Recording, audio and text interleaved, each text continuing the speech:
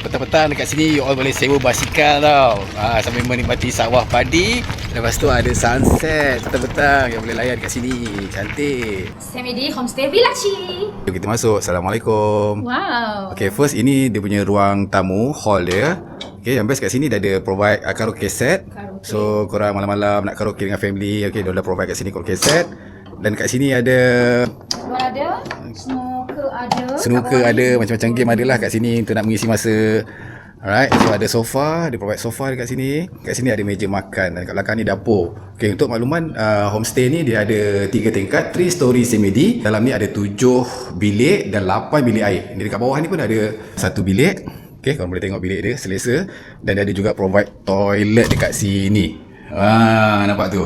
Siap auto terbuka lagi toilet bowl dia. Dan dekat setiap bilik pun diorang ada provide TV. Okay, kita naik dia punya second floor. So kita tengok apa yang ada.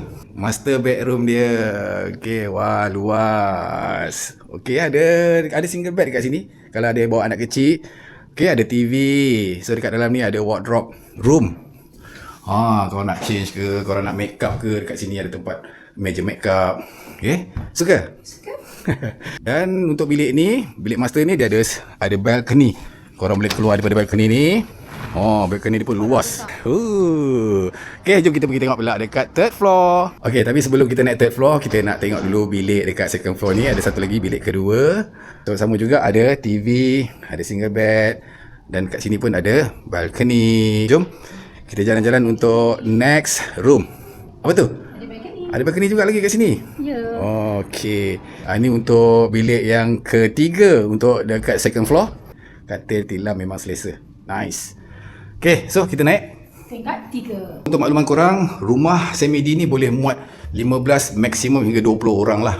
Untuk korang yang nak buat gathering ke, family reunion ke. Okey, memang sesuai lah korang nak datang sini. Okey, dekat atas ni sekali ada 2 bilik lagi. Okey, kita pergi bilik yang pertama. Sama juga macam dekat second floor tadi. Single bed ada 2. Okey. So bilik sebelah ni pula kalau kita pergi, macam ni keadaan dia. Okey, so kalau korang nak lepak-lepak, mengopi malam-malam, nak sembang-sembang, nak healing-healing, nak chill-chill, dekat luar ni pun ada. Dia sediakan meja. Jadi tak adalah makan bersila kan. Dekat belah sana tu ada sawah padi tau. Dan dekat situ dia punya office Villaci. Kalau you tengok pada sini, itu dia punya office ataupun hotel lah dekat situ. Untuk registration semua dekat sana. Okey. Tak jauh.